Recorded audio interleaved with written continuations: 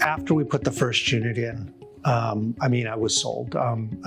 Essentially how I describe it is I had a problem, I installed a device, I ran the device for 3 months and the problem was gone.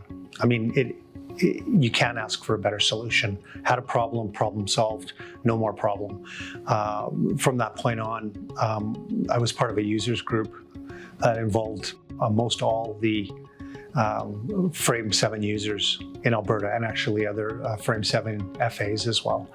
And, just during the course of what we'll call users group discussions, many of the people expressed the same identical problems that we had, which was high levels of varnish and high levels of particulate.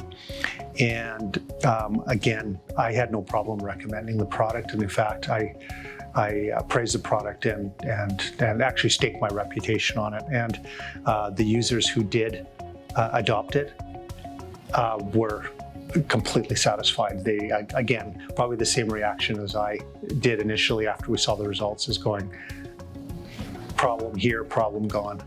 And that was very satisfying to see help, I guess, change the industry in Alberta anyways.